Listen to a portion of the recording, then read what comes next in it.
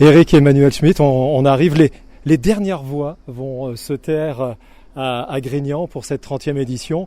Quelle image conserverez-vous personnellement de cette édition ? C'est une édition qui a été très harmonieuse. Je trouve que, bien sûr, nous, on a réglé des incidents en coulisses dont personne ne s'est rendu compte, mais un public absolument dévoué, attentif, bienveillant, des conférences de haute qualité, des acteurs investis comme jamais dans les lectures.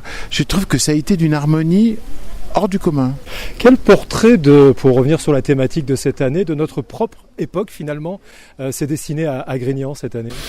Je crois qu'on s'est vraiment rendu compte que notre époque ne prenait pas le temps d'avoir le temps, que notre époque était dans une accélération et que parfois pour être heureux, pour réfléchir, pour s'adresser à l'autre, il faut ralentir et créer un temps et un espace où on peut rejoindre l'autre, se mettre en scène soi-même, mettre en scène sa réflexion ou ses émotions. Et c'est ce que la correspondance nous apprend à faire. Parmi les interviews qu'on a pu faire, Apolline Alter nous parlait de plusieurs mois de travail pour une représentation unique, éphémère. Cette fragilité du spectacle vivant, c'est créer des frustrations et précisément donne de la valeur à tout ce que l'on voit. C'est tout ce que j'aime, moi. La fragilité du spectacle vivant, la fragilité de la vie, c'est ce qui la rend précieuse.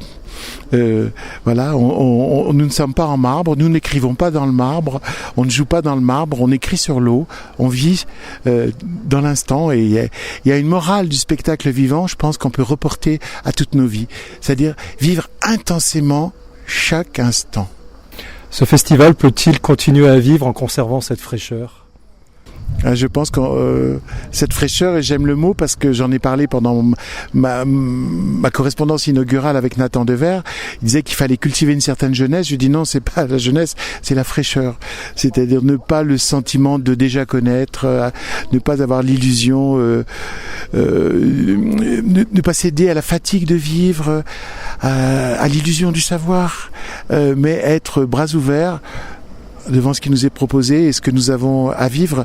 Alors c'est le grand philosophe Sénèque disait que la joie est chose sévère, mais la fraîcheur c'est aussi l'objet d'un vrai travail sur soi, une façon d'être au monde qui est exigeante mais qui est tellement les bénéfices sont extraordinaires. Dernière question, et je pose la même chaque année, 2027, qu'est-ce qu'on peut dire ? 2027 ?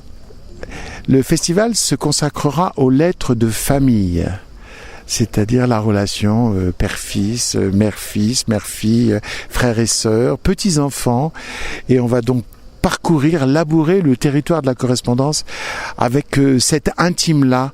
Et je pense qu'on va tous y reconnaître à la fois nos difficultés et puis peut-être nos moments heureux, mais je pense que c'est une vraie manière de se pencher sur ce qu'est nos vies que d'étudier ces relations-là. Merci beaucoup. Merci.